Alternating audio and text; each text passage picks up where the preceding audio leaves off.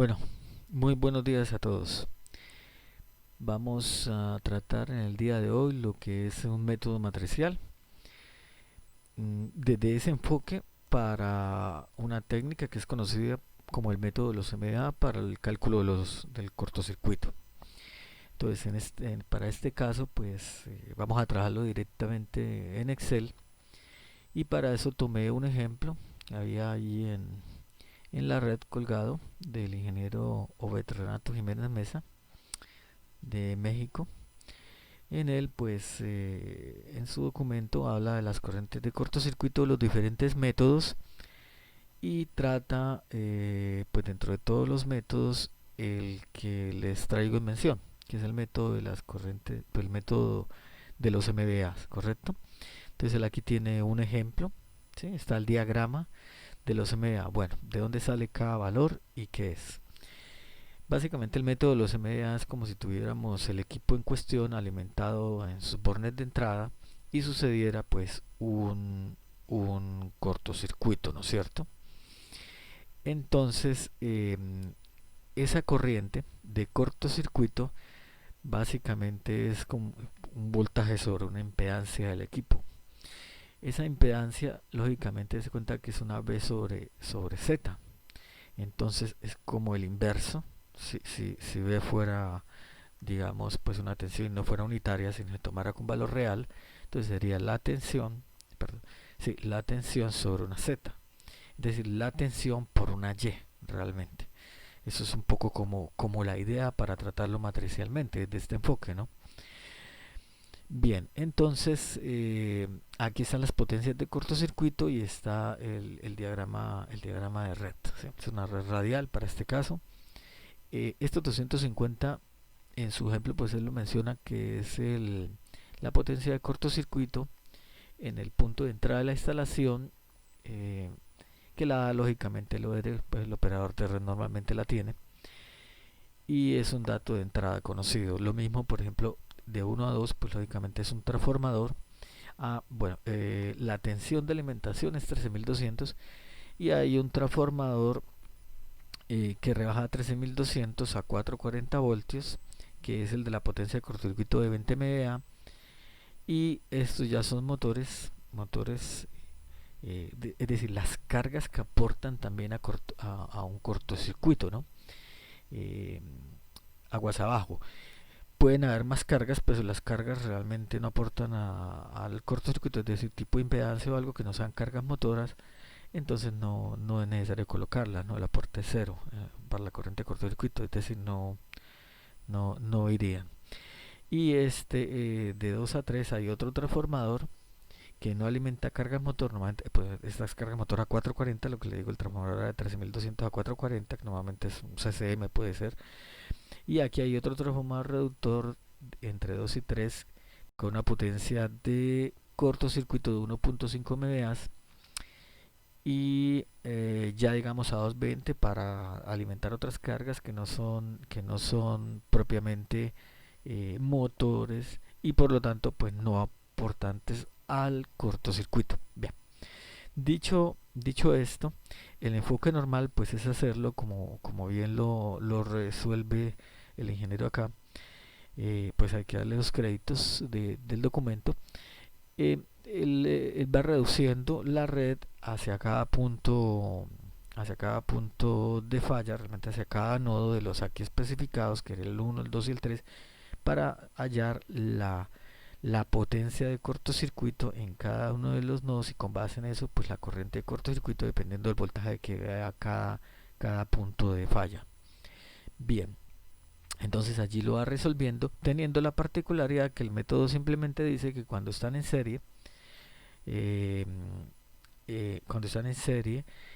funciona como el análogo de dos resistencias en paralelo, y cuando están en paralelo, entonces la suma, como digo, es una especie de y, ¿no? Digamos, y se deriva del b sobre z.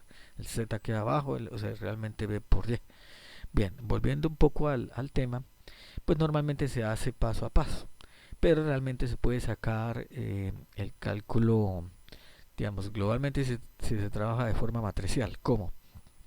realmente es con ese tratamiento que les indico, es crear una matriz equivalente, digámosla, no de Jebus, sino una matriz de potencias de cortocircuito, pero que para los efectos se construye de la misma forma como se construye una matriz de Jebus, incluso por inspección. ¿Ok? Bien, entonces vamos al caso y ya vamos a la implementación. Aquí está pues el cuadro de Excel y básicamente tengo los equipos. Realmente este primero no es el equipo, sino es el punto de entrada, pues es lo que está viendo, eh, lo que es ya hacia el sistema, hacia la alimentación del sistema propiamente dicho, del punto de entrada de la instalación, ¿no? Que son 250 MVA de potencia de cortocircuito. Y estos sí son propiamente los equipos de la instalación, cada uno con su potencia de cortocircuito tal cual las da en el diagrama. Bien, aquí indico simplemente que es el transformador 1, este equipo, y el transformador 2. Bien, los demás pues del equipo tras el equipo 7 son los motores, las cargas motor a 440, que son aportantes a las corrientes de cortocircuito. Bien, entonces como les dije, es una matriz Jebus, son 3 nodos como lo vimos en la gráfica, 1, 2, 3. Y el primer nodo, ¿cómo se uniría? Digamos, pues lógicamente si estos son paramitancias, pues sería la suma de este con este, iría en el nodo 1. En el nodo 2, en el nodo 2 iría en la diagonal, iría la suma de este más la suma de todos estos, ¿correcto? Y así pues, como se arma una Jebus, realmente, son los mismos pasos, las mismas reglas de armado. Entonces aquí, digamos, lógicamente está el negativo de esa corriente de cortocircuito de los nodos de enlace. Bien, entonces sale una matriz 3x3, tiene su inversa porque este nodo, que es el nodo de entrada, tiene la potencia de cortocircuito de la red suministradora. Bien, en ese punto. Sí, como se dan cuenta aquí, estoy sumando los 250 con los 20 y no entra ningún otro cálculo, por lo tanto la matriz tiene inversa y esta es su inversa. Solamente aquí en la fórmula ustedes pueden observar que estoy invirtiendo esa matriz y da esto, ¿ok? Entonces, los inversos, y aquí está, digamos, el dato, los inversos de cada uno de los elementos de la diagonal, pues dan las respectivas potencias de cortocircuito en cada uno de esos nodos. Bueno, ¿y cómo lo demuestro? Obviamente, con base en el documento del ingeniero Bet, pues que él juiciosamente resolvió muy bien este ejercicio con todos los créditos. Entonces vemos que por ejemplo aquí cuando lo resuelve para la barra 1 siguiendo las reglas de solución de este método, pues llegó a una solución de que el nodo 1 era 252.1588, cosa que pues nos dio acá, ¿no es cierto? Es el mismo valor. Vamos a ampliarlo un poquito de pronto para que lo vean mejor. Bien, igual, vamos a ampliar un poquito más acá, que sea un poquito mejor. Esto es el dato del nodo 1. Ahorita vamos a ver los pormenores de otros cálculos. Ahora, para el nodo 2, básicamente lo que hizo fue este dato de 18.51, simplemente lo que les dije. Como estos dos están en serie, perdón, el diagrama, estos dos están en serie, entonces se trabajan como en paralelo en su fórmula.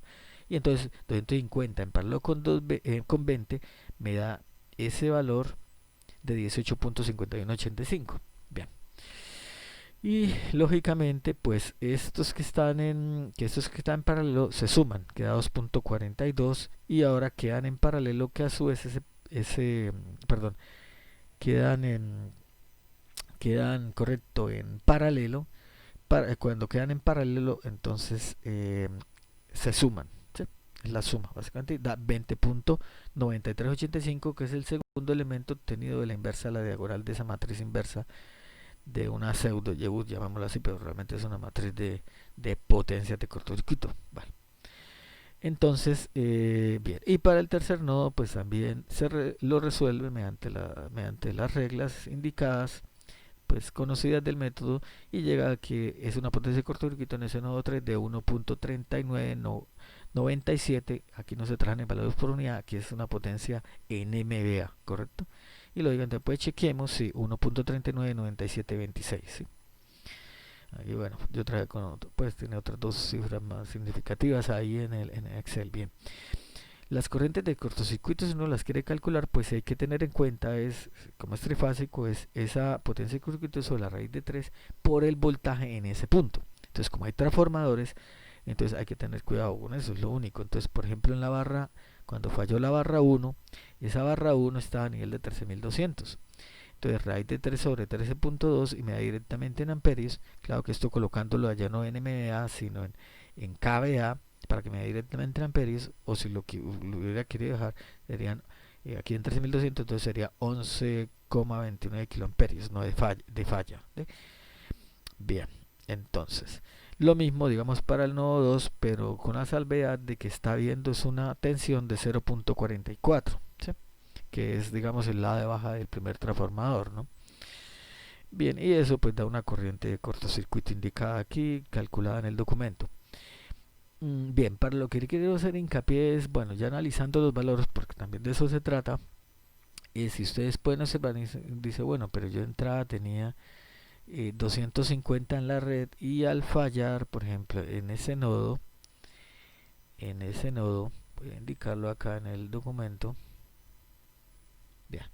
Entonces, si yo tengo una falla acá, no veo 250, sino veo más. Claro, porque estos elementos que son motores del CCM aportan también a la falla, ¿ok? Y lógicamente, pues la suma, que están en paralelo, y luego queda esta suma, queda en serie con esta, entonces se forma el paralelo, y luego estos dos quedan en paralelo, entonces se suman, ¿correcto? Y por eso queda más alto que esta potencia, ¿sí? Y es lógico porque hay potencia aportante de cargas aguas abajo y por eso da 250, ¿cierto? Bien, 252. Lo mismo hay que tener en cuenta cómo queda, o sea, realmente cada punto tiene el aporte tanto de la compañía suministradora, el punto de falla, como de los motores del CCM que también son aportantes a la falla. Funciona para las distintas tipologías el método y es mucho más sencillo porque de una vez salen todos los valores, no necesita uno reducir la red de pronto o hacer algún otro tipo de conversión, ¿no? Que también admite el procedimiento. Bien, realmente no es más, es simplemente indicar que es una técnica, una implementación matricial a la técnica de los MBA para resolver las corrientes de cortocircuito de cada uno de los nodos de la red. Bien, no era más, muchas gracias.